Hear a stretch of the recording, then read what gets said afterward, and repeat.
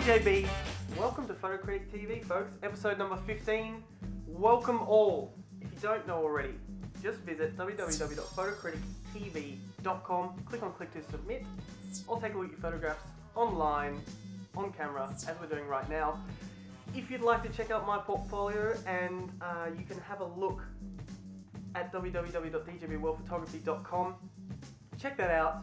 Let's get into it. We've only got 4 today, folks, from Sasha, Dave, Harry Fong, and Gillian. Let's get into it. Sasha, the first one. Sasha's from Melbourne, shooting with a Nikon D40 and a 70 to 200mm lens. And this is Boy on a Pier at Killer Beach. Okay, Sasha, so the first thing I'm going to say with this is that it's very much, the background is way too overexposed here.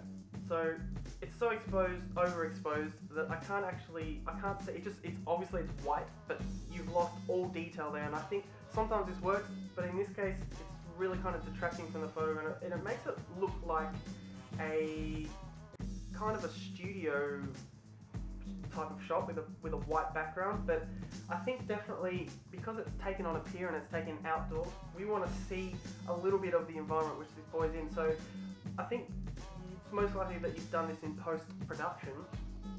Bring that back a little bit. If this is exactly how you captured it in camera, then you need to speed up your shutter speed or reduce the amount of light that's coming through the background here.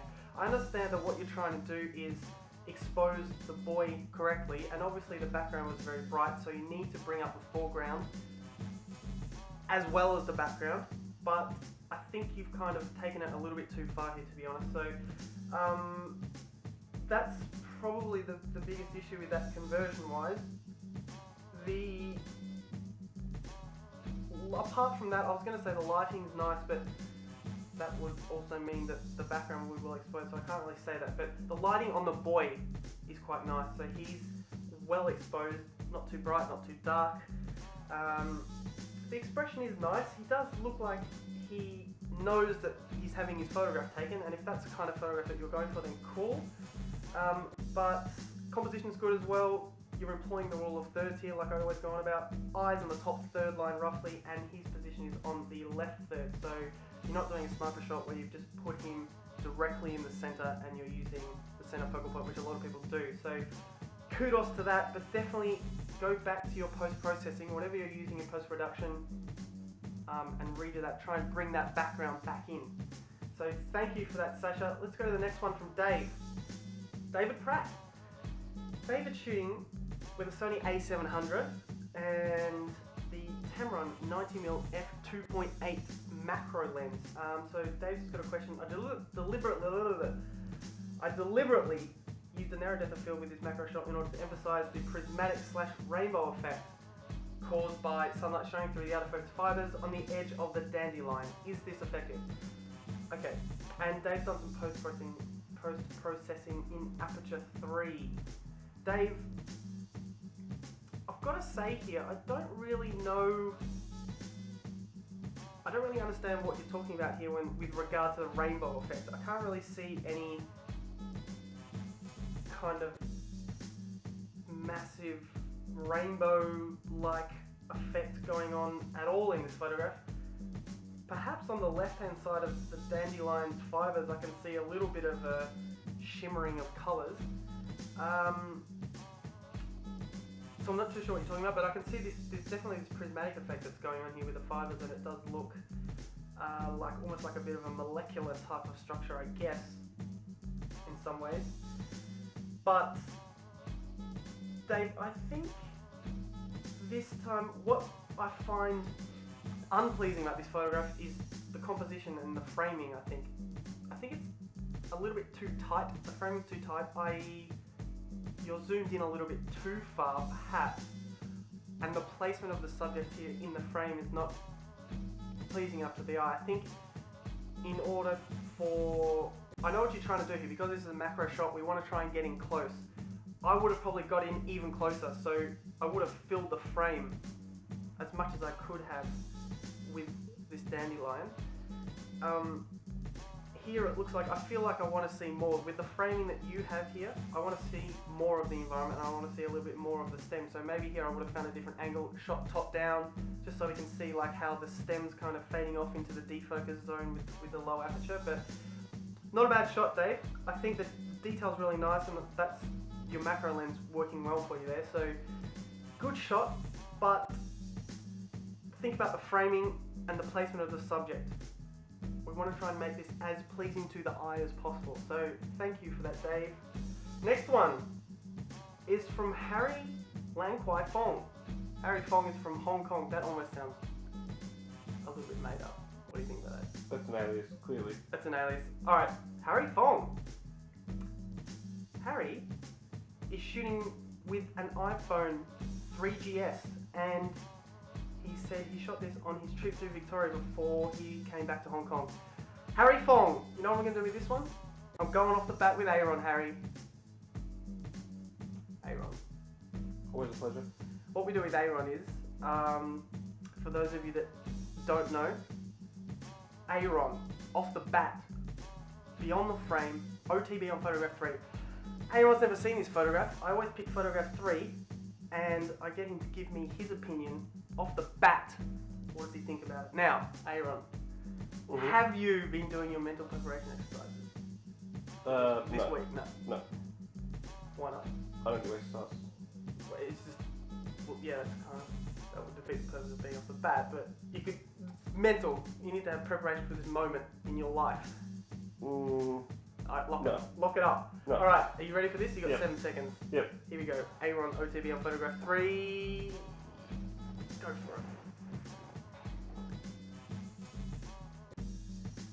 Why the long face? Why the long face?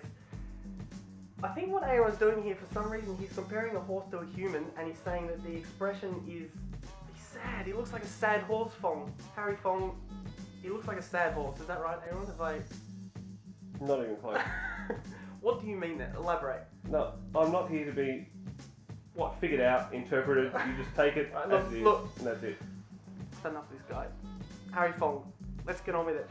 So, Harry, first things are, considering you've taken this with an iPhone 3GS, really nice photograph. I would say that given the, because I have one of these phones / cameras as well, you would have had to have been still,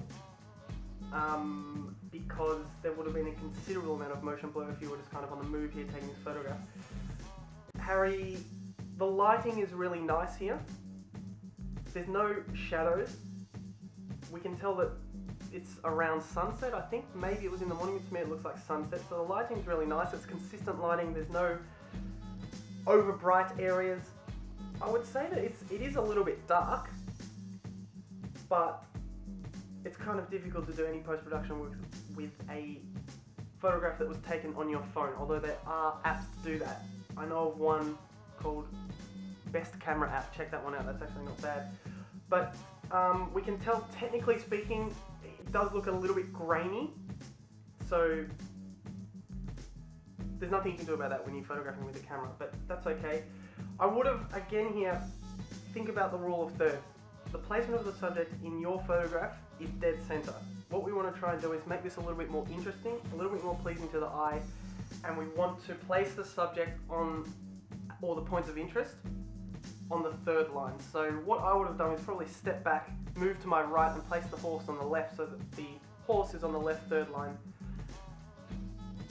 Or maybe even place the horse on the right third line so it looks as though, so we can see more of what the horse is looking into, I guess. So I think you've done well with the lighting here, but think about the placement of the subject, which is part of composition. So think about that. Harry, thank you very much for that entry, and let's go to the last one from Gillian Harris. Jill is from Melbourne, shooting with a Canon 600D and a 70-200mm lens. So, Jill, this is a really nice photograph here. I think what I like the most about this is the expression that you captured in the boy's eyes, especially. You can kind of tell that he looks like a bit of a shy character, but he does have really nice big eyes that you've brought out well with the composition here. So the first thing that my eyes go to when I look at this photograph is his eyes, which is great because they're definitely very interesting. And I like the way that you've included, I would assume, the mother's hands on his shoulders. So you can tell that he's kind of hanging back and he's a little bit shy. So I guess his mum's just kind of protecting him a little bit. Jill, the one thing I'm going to say about this has pretty much got nothing to do with the photograph itself, and that is that your copyright that you've put kind of dead in the middle of this. I've been through a lot of different ways to kind of mark my photographs with my copyright. I have decided over years that the best way to do it, for me personally, you can take this on board or not if you like, but don't put it in the middle of the photograph because it takes away from the image. And I think the whole purpose of displaying your images online is that we want people to enjoy the photograph, undistracted by little copyright things.